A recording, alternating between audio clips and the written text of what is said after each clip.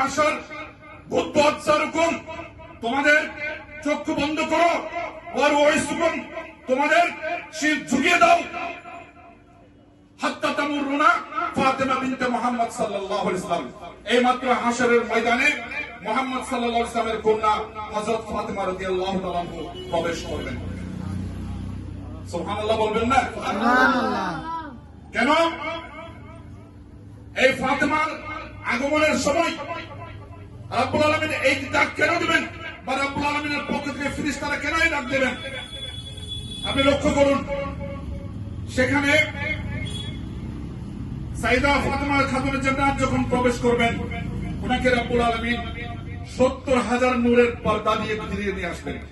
কয়টা? 70,000 নূরের পর্দা। সাথে কি দিবেন? এই পর্দাগুলো কারা বহন করবে?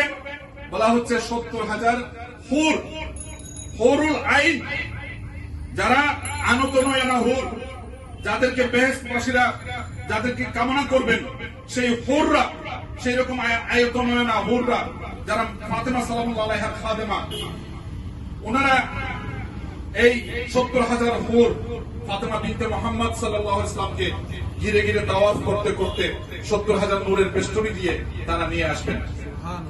কিন্তু একটা জিনিস সেখানে, একটা হাকিকত লক্ষ্য করুন, সেখানে হযরত আদম আলাইহিস সালাম নবী, ঠিক কিনা? ঈসা আলাইহিস সালাম নবী, ইব্রাহিম খলিলুল্লাহ, ইসমাঈল জবিউল্লাহ, সকলেই আম্বিয়া কারীম আলাইহিস সালাম। সেখানে সাইয়েদনা আব্দুল কাদের জিলানী থাকবেন, সেখানে খাজা দেলবিন ওয়াজ চিশতি থাকবেন, বাহাউদ্দিন নকশবন্দি থাকবেন, খাজা বাকিবিল্লাহ নকশবন্দি থাকবেন, হযরত মুজাদ্দিদ আল হুসাইনি থাকবেন, সমস্ত আউলিয়ায়ে কামিলিনরা থাকবেন, সমস্ত সাহাবায়ে কেরাম থাকবেন। কিন্তু একটা জিনিস লক্ষ্য করবেন, কোন হাস্তির, কোন মুকদ্দাস হাস্তির সেই, আল্লাহ মাফ করুক, সেই তাকত হবে না যে ফাতেমা বিনতে মুহাম্মদের যেই পর্দা, এটা কিন্তু নূরের পর্দা, ওনার চেহারা না। ওনার চেহারা দেখার সুযোগ সাধ্য কারো নাই।